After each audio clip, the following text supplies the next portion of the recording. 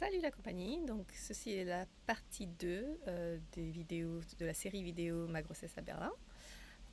Donc dans cette vidéo, je vais parler de la découverte de ma grossesse, de comment j'ai vécu, quels symptômes j'ai eu et un peu de mon travail, des congés, que ce soit le congé maternel ou le congé parental en Allemagne, et ce que moi j'ai décidé de prendre. Donc comme je le disais dans la première partie, la vidéo précédente, donc en octobre j'étais enceinte, mais en fin de compte, on regardait pas vraiment, on suivait pas vraiment qu'est-ce qui se passait. Du coup, j'ai pas forcément remarqué que j'avais pas eu mes règles. Ou du coup, en fait, je pense que j'ai eu mes règles en octobre, ce qui était un peu bizarre.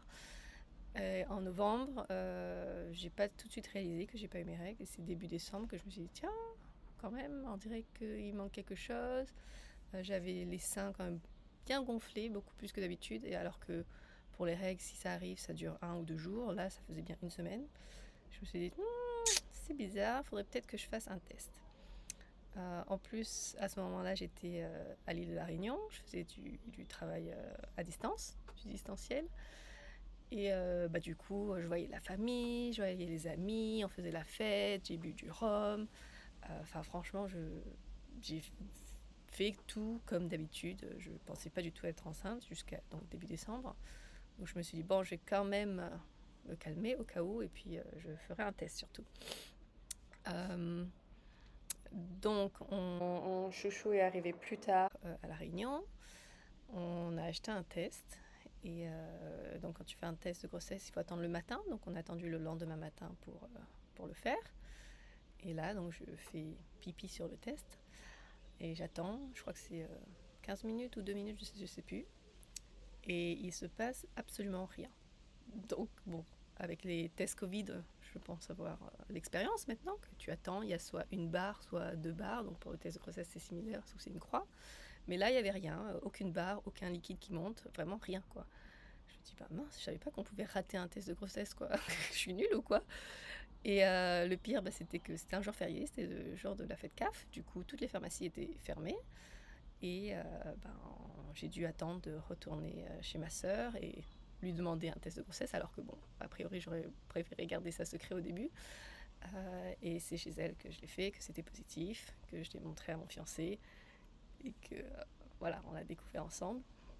Lui, il était très content. Moi, j'étais contente, mais plus surprise et un peu sous le choc parce que j'y croyais pas trop. Enfin, avant de faire le test, je me disais bon, je vais faire le test, mais bon, c'est sûrement rien. Et là, de voir que c'était positif, ça m'a quand même fait un choc. Et je me suis dit, bon, de toute façon, on va attendre de rentrer à Berlin, donc début janvier, voir une gynéco pour être sûr que c'est pas une fausse alerte et que tout se passe bien, qu'il n'y a pas de raison d'interrompre la grossesse. Voilà, donc j'ai voulu ne pas m'emballer, mais j'ai quand même fait gaffe. Donc pendant les fêtes de Noël, j'ai pas bu, j'ai pas mangé de foie gras, c'était très très triste. Euh, et quand on est rentré à Berlin, début janvier, j'ai eu le rendez-vous assez rapidement. Et donc, elle a fait l'échographie et là, le bébé était complètement formé. Donc, encore un choc, que ce soit la gynéco ou moi ou mon fiancé, on était tous les trois choqués. Et elle nous a dit, ah ben, en fait, vous êtes déjà à 12 semaines. Donc, c'était d'un côté rassurant parce que bah, au moins, tu as passé le premier trimestre où il y a beaucoup de risques de fausse couche. Mais c'était aussi pas encore choquant parce que ça veut dire que tu as encore moins de temps pour te préparer en fait. Tu as raté 3 mois pour te préparer à l'idée du fait que tu es enceinte. Euh, donc au moins on a pu l'annoncer à la famille immédiatement. Moi je l'ai annoncé par WhatsApp, on a un groupe famille WhatsApp, mon fiancé aussi avec sa famille aux États-Unis. Euh, voilà, tout le monde était plutôt content, ils nous ont félicité. Et les amis, j'ai annoncé petit à petit aux amis qui sont à Berlin ou qui sont à La Réunion, enfin aux amis les plus proches, jusqu'à l'annoncer à mon travail, etc. et à tout le monde. Euh, Jusque-là, dans ma grossesse, les moments un peu bizarres ou rigolos. Donc j'ai eu la fille d'une copine, donc une petite fille de 6 ans, qui était très contente de ma grossesse, qui m'avait beaucoup touché mon ventre et tout, et qui m'a souhaité quand même 2 fois que mon bébé soit vivant. C'était gentil de sa part, mais quand même un peu choquant. Sa mère était très très, très pas contente. Elle a entendu sa fille me dire ça. Mais bon, j'ai trouvé ça rigolo et j'ai compris que ça venait d'une bonne intention. Le deuxième moment un peu étrange pour moi, c'était pour la fête des mères. On a commencé à me souhaiter bonne fête, alors que je me sens pas du tout mère, pas encore en tout cas. Et pendant les cours d'accouchement avec la sage-femme, elle a beaucoup parlé du fait qu'effectivement, tu n'es pas mère. C'est une fois que le bébé est là, c'est lui qui t'apprend à devenir mère au fur et à mesure des jours, des semaines, etc. On apprend à devenir parent et effectivement, je pense que c'est plus ce qui m'attend. Enfin, en tout cas, même au jour d'aujourd'hui, je me sens pas mère du tout, quoi. Donc, premier trimestre, j'étais très chanceuse. Apparemment, il n'y a que 20% des femmes qui n'ont aucun symptôme négatif de grossesse. J'ai pas eu de nausée, j'ai pas eu de baisse d'énergie. Apparemment, le premier trimestre est censé être super fatigué. Moi, pas du tout. J'ai fait ma FAT, donc c'est une grande marche à La Réunion de 3 jours où on a monté une pente raide pendant 3 heures d'affilée. Donc c'est vrai que sur le groupe de 6 personnes, moi et mon fiancé, on était les derniers. On était très très lents. Je pensais juste que j'étais pas en forme. Bon, moi j'avais une excuse. Autres symptômes, genre les jambes lourdes, hémorroïdes, non, j'ai pas eu de problème. Montée d'hormones, changement d'humeur, non, mais bon, de façon ordinaire, je suis pas non plus quelqu'un de très très émotionnel. Donc là, étant enceinte, je vois pas trop de différence. Mon fiancé aussi n'a pas remarqué de différence de caractère.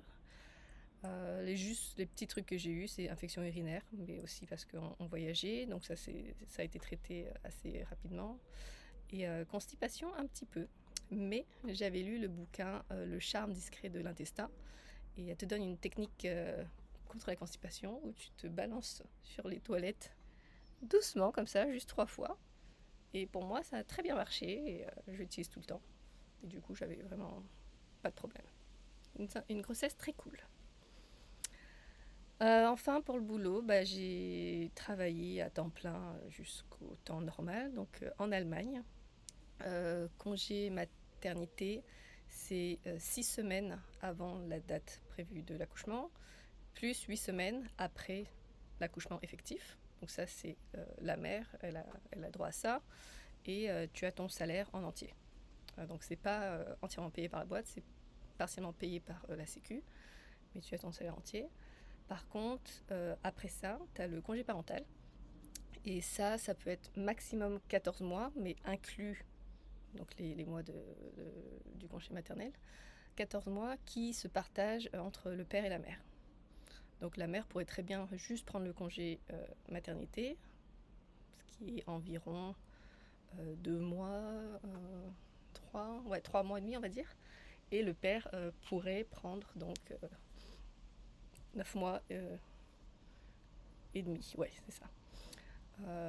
Nous, entre moi et mon fiancé, comme il ne travaille pas en ce moment de toute façon, je pourrais tout prendre en théorie, mais j'ai quand même décidé de prendre que jusqu'à janvier, donc plus ou moins au total 6 mois. Et je pourrais prendre le reste plus tard, je crois, jusqu'aux 5 ans de l'enfant. Enfin, ça a vraiment beaucoup de temps pour prendre ces congés. Donc congé parental, ça veut juste dire qu'il garantit ton poste au retour. En plus, tu peux aussi décider, et c'est ce que je voudrais faire quand je reviens en janvier, de revenir à temps partiel. Donc pareil, tu as juste à informer l'employeur qui doit officiellement dire oui, mais en gros, ils n'ont pas vraiment le choix, ils ne peuvent pas trop dire non. Et ce que je vais faire, oui, c'est que je reviendrai en janvier, donc après 6 mois, et je reviendrai à 4 jours par semaine, au lieu de 5 jours par semaine. Pour ce qui est des allocations,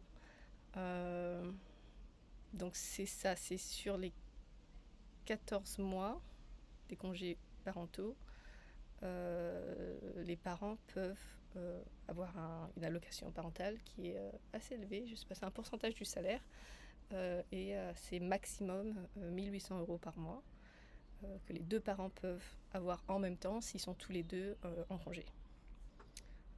Donc nous on a de la chance, on va faire ça vu que Chouchou ne travaille pas, donc il va prendre l'allocation parentale. Et moi, comme je ne travaille pas pendant j'ai pris le congé, j'aurai aussi l'allocation parentale. et ce jusqu'à janvier. Donc voilà un peu tout ce dont je voulais parler dans cette deuxième partie. Et je vous ferai une troisième vidéo sur les préparatifs, toutes les choses que j'ai faites pour me préparer à cette grossesse.